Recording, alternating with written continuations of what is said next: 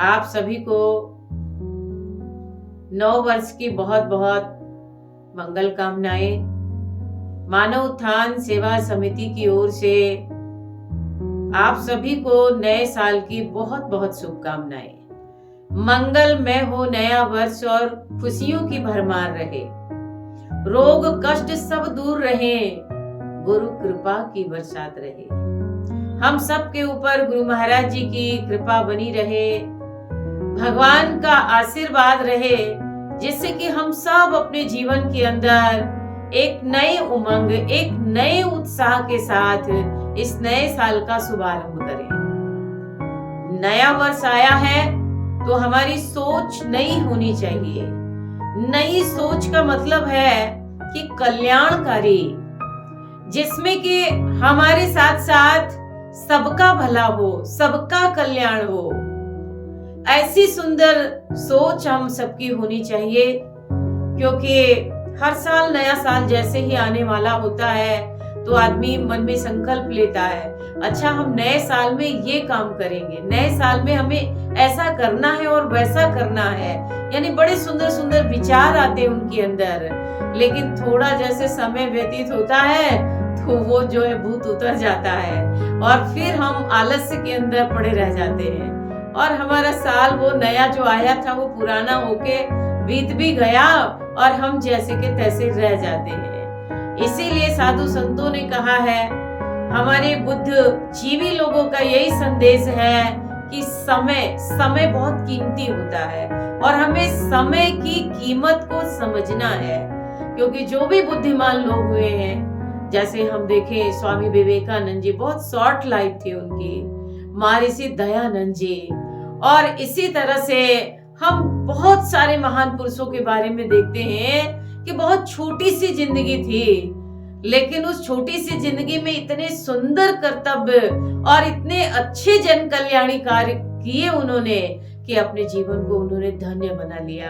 तो हम लोगों को भी आज अवसर मिला है, आज मौका मिला है, हम भी अपने जीवन के अंदर कहते हैं 2022 की हो रही विदाई है और 2023 की स्वागत की गूंजी सहनाई है।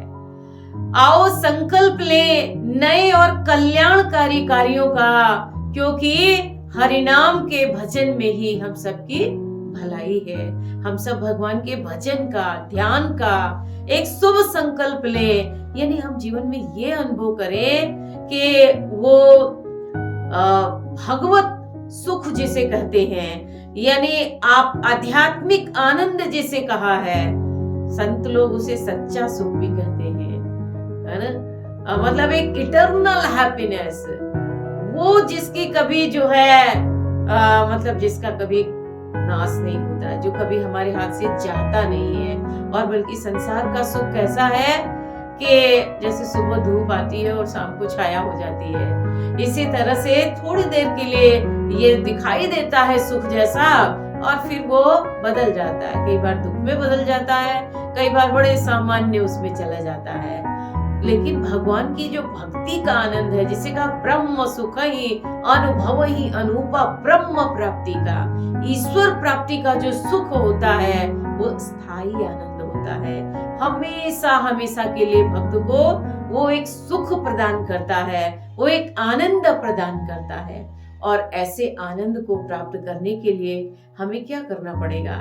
अगर आध्यात्मिक आनंद चाहिए तो हमें आध्यात्मिक संतों के सानिध्य में बैठना पड़ेगा, आध्यात्मिक संदेशों को सुनना पड़ेगा, आध्यात्मिक पुस्तकों का हमें जो है अभ्यास करना पड़ेगा, क्योंकि तब हमारे मन को एक एनवायरनमेंट मिल जाएगा, एक मन को एक माहौल मिल जाएगा और जिससे कि मन करेगा भीतर चलो, ध्यान करो, अभ्यास करो, क्योंकि ये नया साल है और कुछ विशेष करना है हमें। तो हम आध्यात्मिक जो है आनंद भी प्राप्त करें और इसके साथ साथ सामाजिक सेवाओं में हम लाभ लें। बहुत सारे संस्था के अंदर ही बहुत सारे मानव सेवा दल है, यूथ टीम है, सन्मात्मा है, हम भक्त लोग हैं, बहुत सारे लोग हैं। तो देखिए कि हम सबको एक नया रिकॉर्ड रखना है, एक नया इतिहास बनाना है हमें, अरे क्योंकि कहते हैं कि समझदार लोग वो होते हैं जो अपनी ही भूलों से सीख लेते हैं,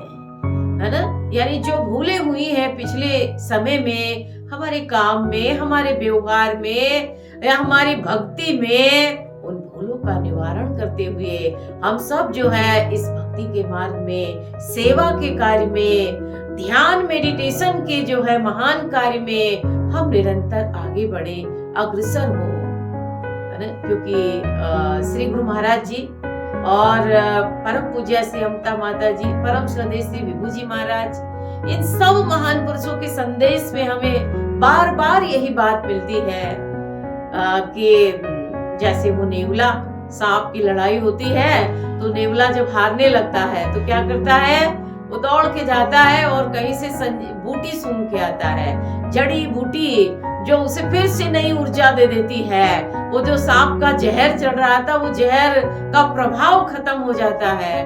तो इसी तरह वो संजीवनी बूटी क्या है, भगवान का ध्यान, भगवान का नाम स्मरण, वही तो संजीवनी बूटी है। और उस संजीवनी बूटी का सेवन करके हम अपने आप को तरोताजा करते रहें। और इस संसार में रह करके देखिए, 3 तरह के लोग होते हैं संसार के अंदर। कुछ ऐसे लोग होते हैं जो डर के मारे, भय के मारे, अरे कर पाएंगे नहीं कर पाएंगे, शायद मुझसे नहीं होगा, और इसलिए कोई अच्छे काम की शुरुआत ही नहीं कर पाते हैं वो।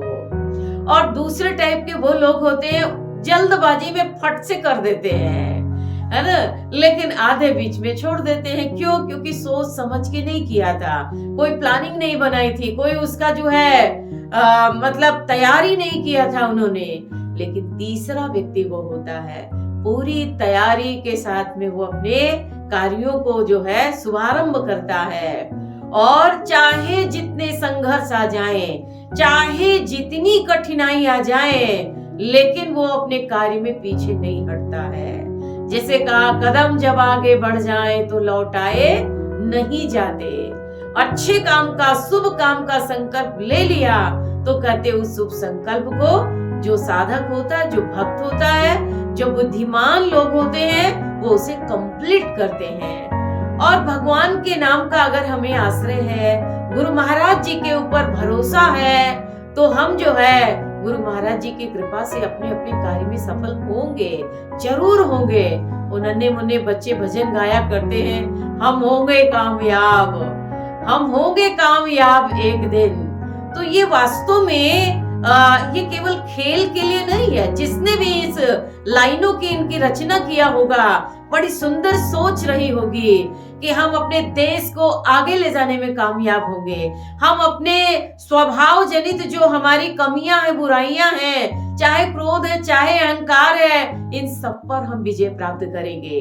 काम करने जाते हैं तो वहां जो भी त्रुटियां होती हैं, जो भी खामियां नजर आती हैं, हम इन सब को जो है पीछे छोड़ करके और हम अपने आप को जो है विजयी सिद्ध करेंगे और करके रहेंगे। इस संकल्प के साथ हम सब इस नए साल का शुभारंभ करें, क्योंकि कोई भी काम ऐसा है नहीं जो इंसान ना कर सके, है ना। आप देखते हैं नन्हे मुन्ने बच्चे, एक दिन वो होता है कि ABCD भी मम्मी पापा पकड़ पकड़ करके हाथ लिखवाते हैं उनका, और एक दिन वो आता है कि अब उनके लिए बहुत सामान्य हो गया है ना। पूरी अलमारियां भरी पड़ी हुई हैं लॉ बुक से, और जो है एक से एक, है ना, कोई CA कर रहा है, कोई IAS ऑफिसर की तैयारी कर रहा है। वही बच्चे हैं जो ABCD लिखने में बड़ी मुश्किल हो रही थी उनको, और आज पूरा पूरा रूम उनका किताबों से भरा पड़ा है। कैसे हुआ? Practice makes man perfect. अभ्यास किया उन्होंने, और अभ्यास करते करते इतने परफेक्ट हो गए। तो हम क्यों नहीं कर सकते हैं? हम अपनी साधना में सफल हो सकते हैं, हम अपने अपने सेवा कार्यों में भी सफल हो सकते हैं। तो इसीलिए उसके लिए हमें अपने गुरु महाराज जी के चरण कमलों में संपूर्ण भरोसा रखना चाहिए। लेकिन भरोसे का मतलब ये नहीं होता है कि हम अपने कार्य में जो है थोड़ी ढिलाई कर दें या आलसीपना रखें और हम कहें गुरु महाराज जी पास कर देंगे, गुरु महाराज जी की कृपा से हम सफल हो जाएंगे। ऐसा नहीं है। मैं कई बार सुनाया करती हूँ। एक बार कहते हैं एक किसान भाई था और बैलगाड़ी में सामान लेके जा रहा था। बैलगाड़ी भरी हुई थी, वजन से जो है कीचड़ में धंस गई। अब कीचड़ में धंस गई, बड़ी मुश्किल होने लगी, निकल नहीं रही है, बहुत मुश्किल। तो ऐसे समय वो किसान जो है हाथ जोड़ता है, हनुमान जी महाराज, हनुमान जी महाराज, हे बजरंग बली मेरी सहायता करो। तो कहते हैं बजरंग बली वहां प्रकट तो हुए, पर एक मुक्का मारा उसको। कारण वो कहने लगे, अरे मूर्ख, अगर बाजू में खड़ा खड़ा तू बजरंग बली करता रहेगा, मेरे जयकारे लगाता रहेगा, तो थोड़ी गाड़ी निकलेगी। अरे ट्राई कर, कोशिश कर, तो मेरी शक्ति भी मैं साथ में लगा देता हूँ। तो कहने का मतलब है इसी तरह से हम सब भी अपने जीवन के अंदर पूरी मेहनत करें और पूरी ईमानदारी के साथ, पूरी तैयारी के साथ हम अपने कार्य में दक्षता पूर्वक लगे रहें, तो हमें गुरु महाराज जी की अवश्य से कृपा प्राप्त होगी और हम सब अपने अपने कार्यों में सफल होंगे। क्योंकि भाइयों और बहनों, समय बड़ी तेज रफ्तार से जा रहा है। कहते ना, चलता जाए समय का घोड़ा, है ना, समय का घोड़ा भाग रहा है और बचपन बीत जाता है, जवानी बीत जाती है, बुढ़ापा आ जाता है और फिर धीरे धीरे धीरे धीरे आदमी कमजोर और जो है हताश, निराश होता चला जाता है। तो इसीलिए हमें समय से लाभ उठाना है और लाभ उठाने का मतलब यही है, अगर आप पढ़ाई लिखाई में हैं तो उसमें मेहनत करनी है आपको। अगर आप नौकरी पेशे वाले हैं, बिजनेस वाले हैं, तो आलस्य के बिना आपको दिन रात काम करना है। और इसी तरह अगर हम साधक हैं, अगर हम गुरु भक्त हैं, अगर हम गुरु महाराज जी की सेवा करना चाहते हैं, तो इसमें भी हमें ये सोच करके काम करना है कि पता नहीं आज मौका मिला है, कल पता नहीं आएगा नहीं आएगा हमारे जीवन में। क्योंकि कहा जाता है टुमारो नेवर कम्स, है ना, यानी कल तो कभी आता ही नहीं है। कल जब भी आता है तो वो आज बन के आता है, कल किसी के जीवन में नहीं आता है। इसीलिए आज जो हमें अवसर मिला है, इससे हम पूरा पूरा लाभ उठाएं।